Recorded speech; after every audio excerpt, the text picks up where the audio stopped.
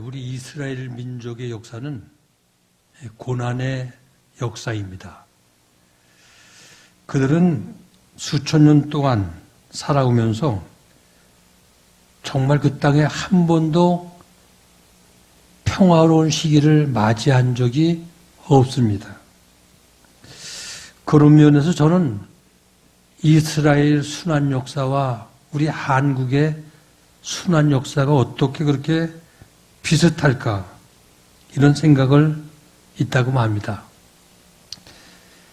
역사학자들은 우리나라가 자리 잡고 있는 이 한반도의 지정학적 위치가 북쪽에는 러시아, 또 중국, 또 남쪽에는 일본, 세계 강국들이 접하고 있기 때문에 이 한반도의 지정학적 위치 때문에 전쟁이 끊일 날이 없다는 겁니다.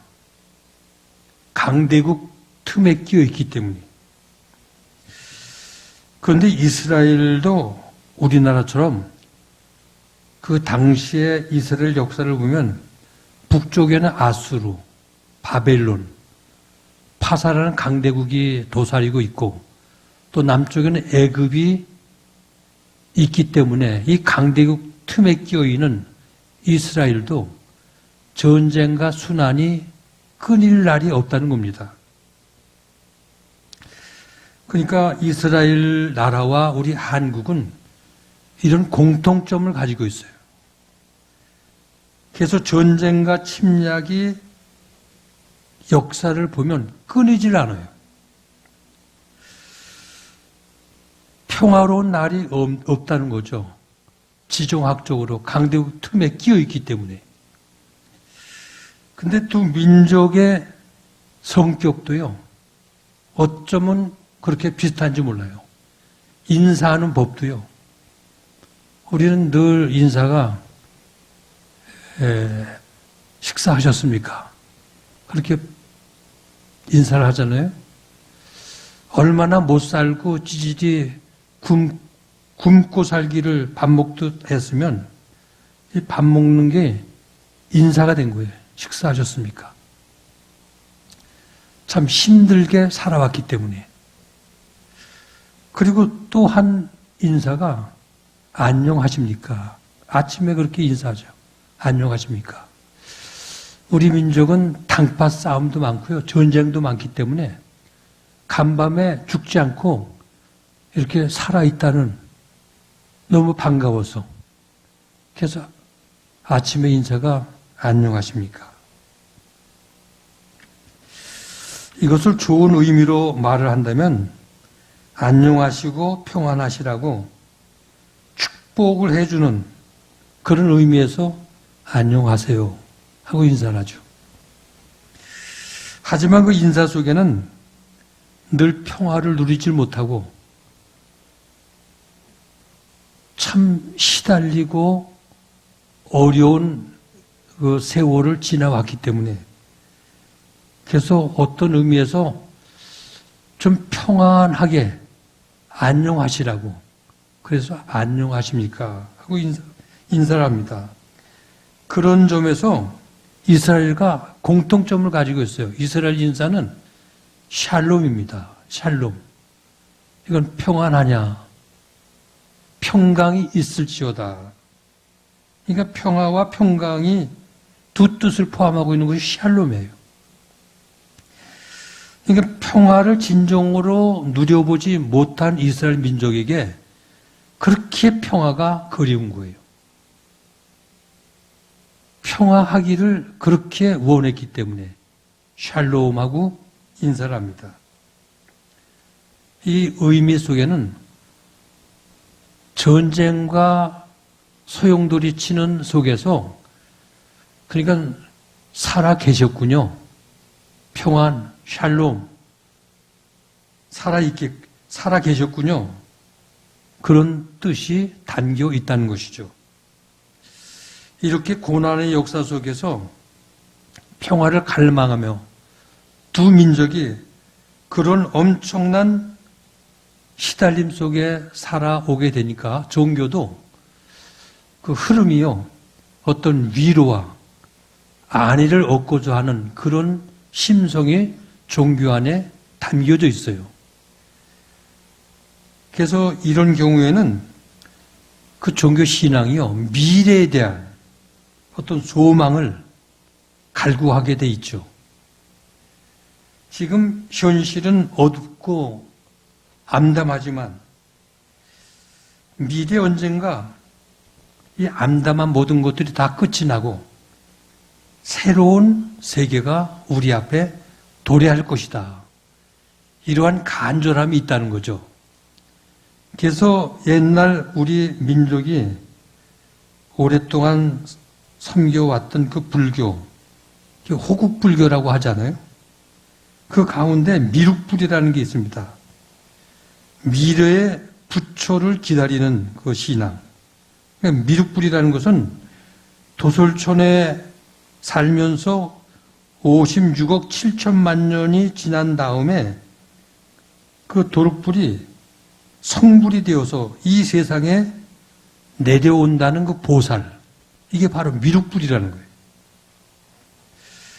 근데 이스라엘에도 하나님을 섬기는 이스라엘 백성들도 지금 이렇게 암담하고 힘이 들고 어렵지만은 미래에 자기들을 구원할 구원주가 나타나서 이 땅에 평화를 주고 그 모든 고생과 어려움을 다 끝나게 해서 자기들을 확 바꾸어 줄 민족의 메시아가 이 땅에 올 것을 유대 민족들도 간절히 소망을 했어요. 그분이 바로 메시아입니다. 그래서 어떤 분들은 이런 사상을 가지고 미륵불을 불교의 메시아 신앙이 아니냐 이렇게 얘기도 하기도 해요. 이것은 잘못된 말이고 진정 이 땅에 오셔서 참된 평화와 구원을 주실 구세주 메시아는 이 땅에 오직 예수 그리스도 외에는 없죠. 예수 그리스도만이 이 땅 위에 우리에게 희망을 주고 평화를 주고 이 땅에 구원자로 오신 것을 믿으시기 바랍니다. 그분이 바로 평강의 왕, 즉 이스라엘 백성들이 그토록 갈망했던 샬롬의 왕, 예수 그리스도라는 거죠. 오늘 우리가 읽은 말씀이 바로 그 평화의 왕으로 오실 메시아 예수 그리스도를 기다리는 이사야 선지의 예언의 말씀이에요. 오늘 본문의 내용의 말씀입니다. 우리가 이사야서 9장 1절에도 보면 이렇게 시작이 되죠. 전에 고통받던 자들에게는 흑암이 없으리로다.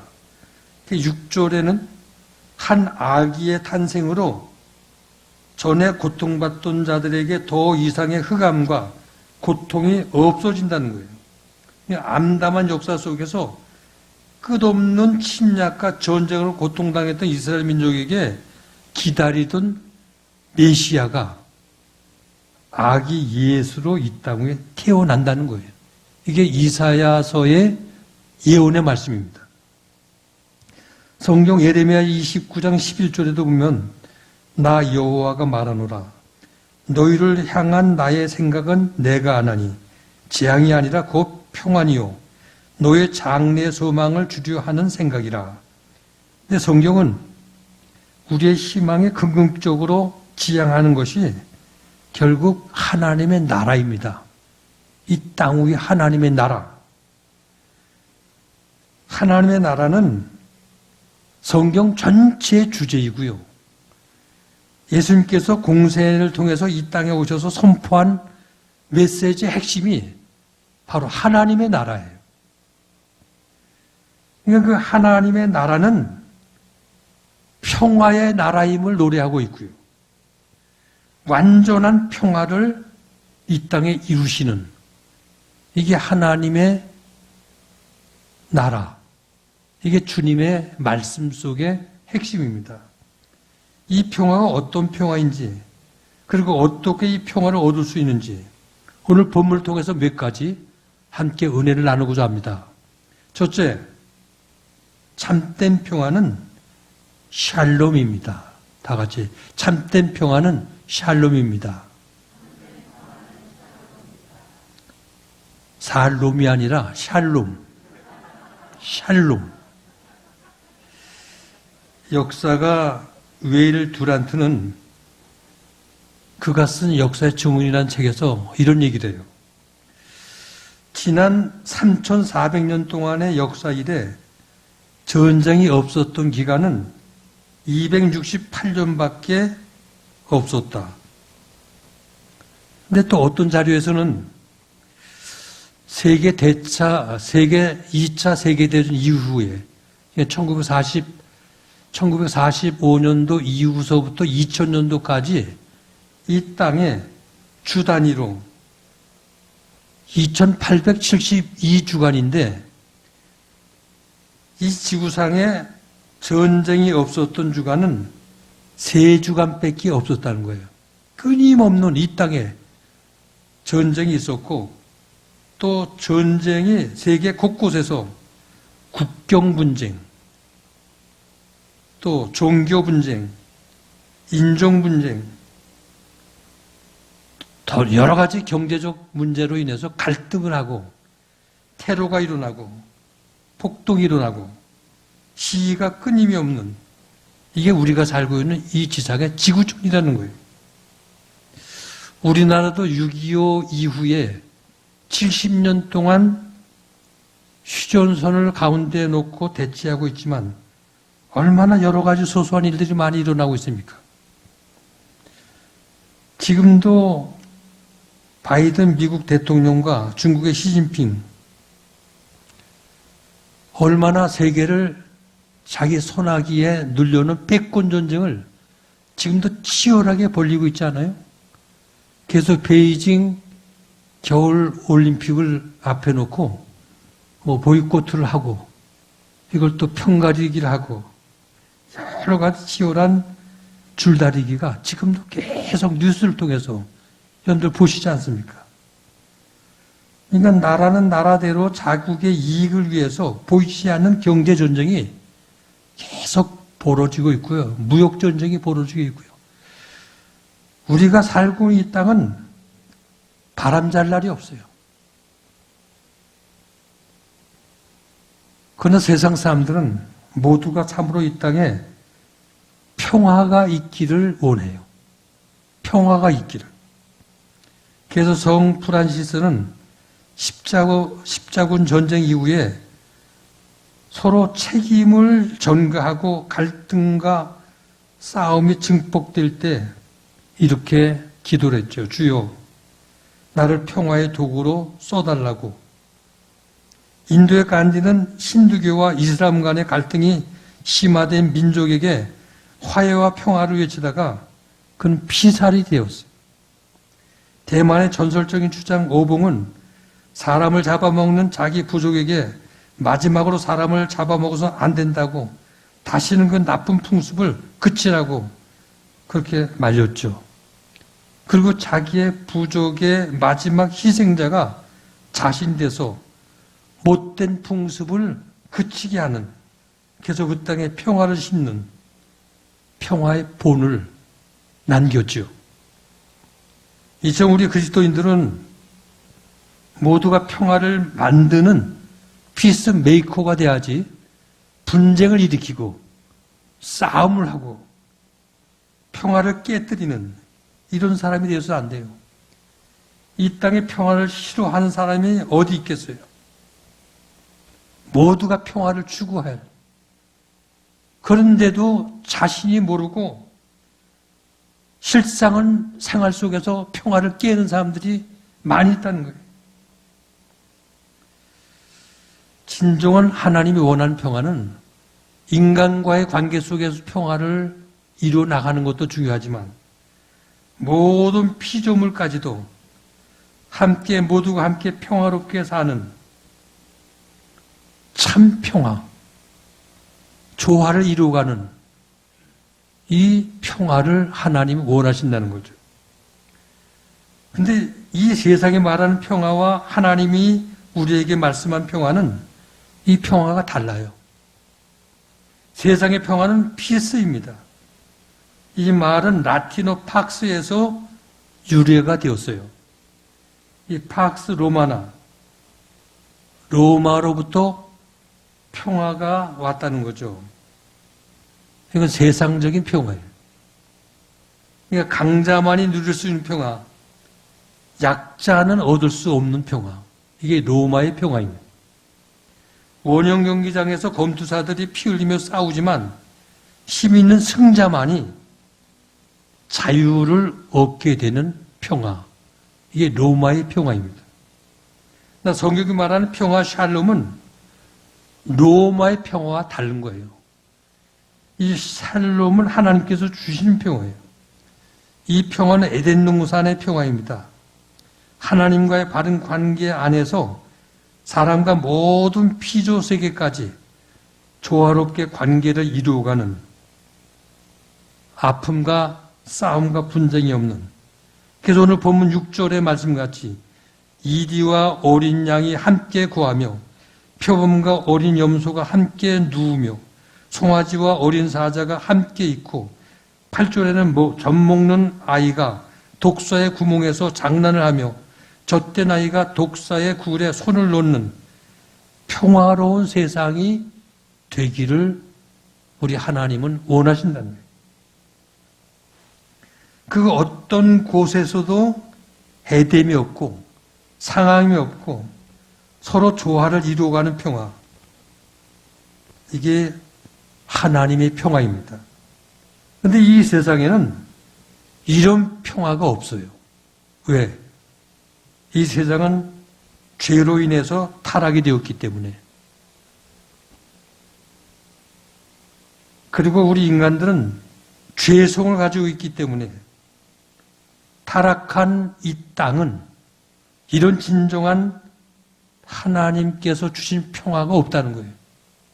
그럼 두 번째, 참된 평화는 예수 그리스도를 통해서만 얻을 수 있습니다. 다 같이 참된 평화는 예수 그리스도를 통해서만 얻을 수 있습니다.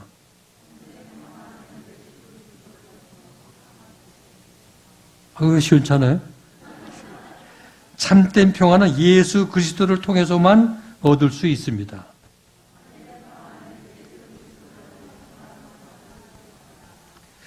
이 참된 평화는 사람의 힘으로 얻을 수 있는 게 아니에요. 이건 하나님께서 주시는 거예요. 근데 이 평화는 예수 그리스도 안에서만 얻을 수 있다는 거예요. 인간의 힘으로 평화를 이룰 수 있는 게 아니에요. 예수 그리스도 안에서 평화를 얻을 수 있는. 그래서 하나님께서는 평화의 나라를 하나님 안에서 세울 수 있고, 평화를 찾고 구하고 기다린 자에게 평화를 주실 수 있는 분도 오직 하나님이셔요. 오늘 본문을 보면 이 평화를 가져오는 분이 바로 하나님의 거룩한 종 예수 그리스도라고 우리에게 증언을 하고 있어요. 그래서 본문 1절 보면 이새 줄기에서 한 싹이 나며 그 뿌리에서 한 가지가 나서 결실할 것이라. 여기 이새 줄기는 다윗의 후손으로 그 후손에서 예수 그리스도가 나온다는 거예요. 그리고 그 예수 그리스도 안에서 참된 평화가 있고 예수 그리스도를 통해서 하나님의 나라의 평화가 도래한다는 거예요.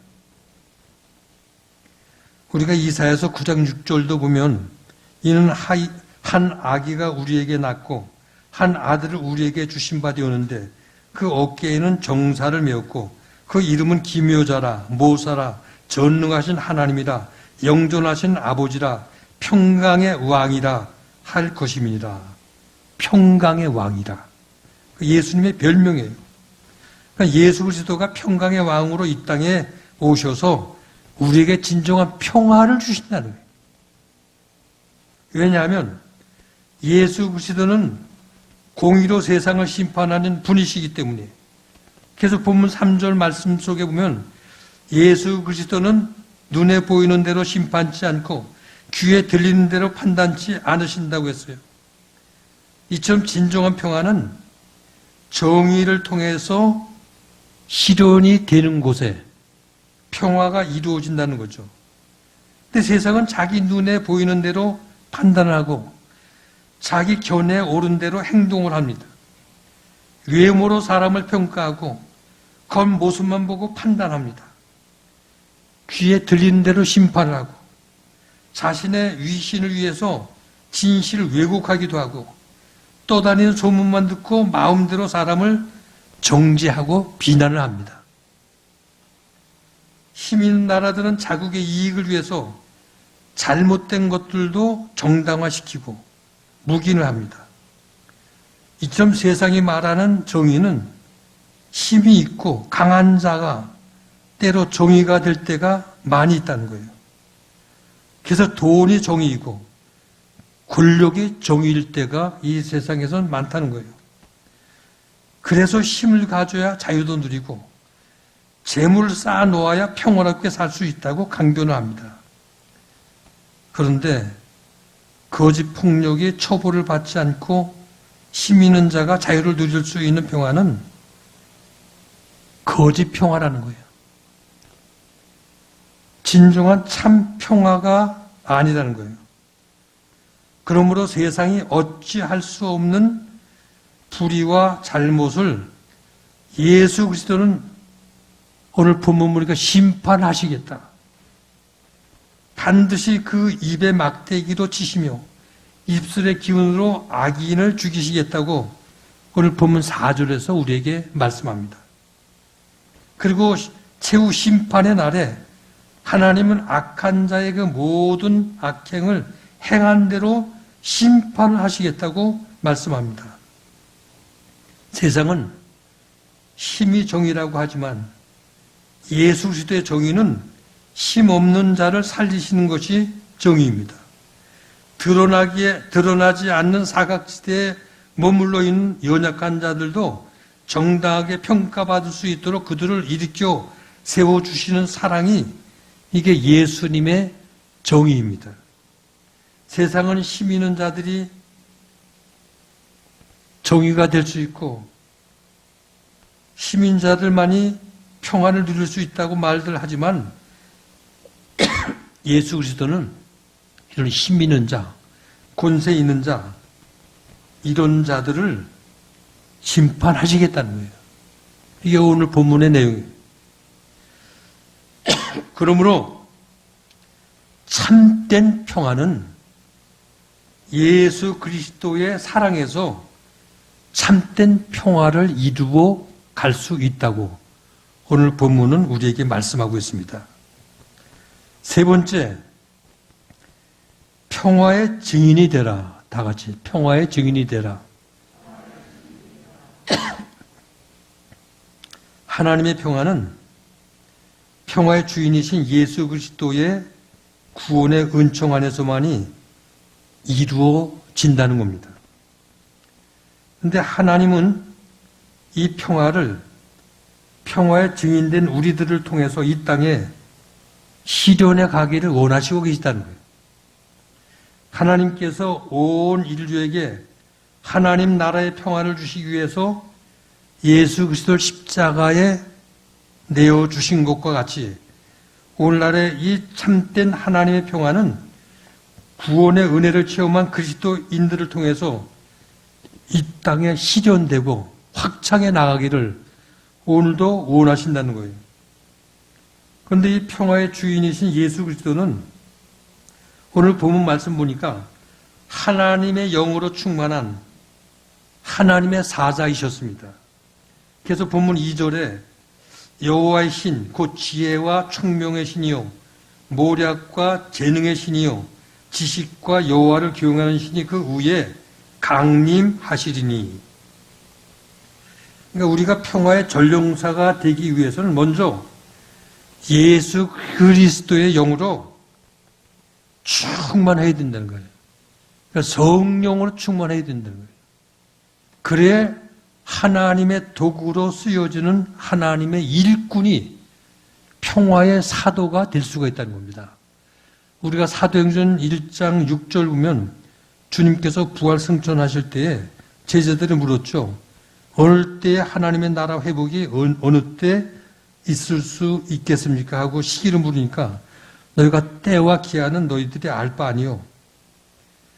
너희가 권능을 받아 땅끝까지 성령에 충만할 때 하나님의 증인이 될 수 있다. 이렇게 주님이 말씀하셨어요.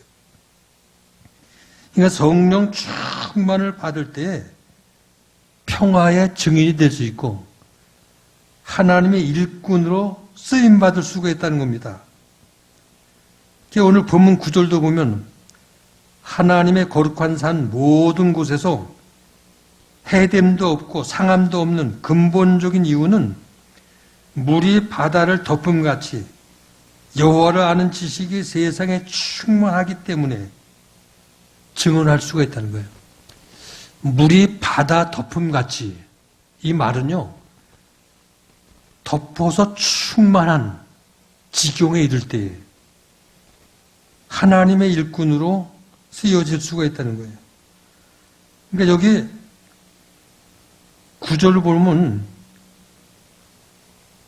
어떻게 하나님의 거룩한 산 모든 곳에서 해됨도 없고 상함도 없는 근본적인 이유는 바로 물이 바다를 덮음같이 여호와를 아는 지식이 세상에 충만할 때 증언할 수 있는 증거자가 된다는 거예요.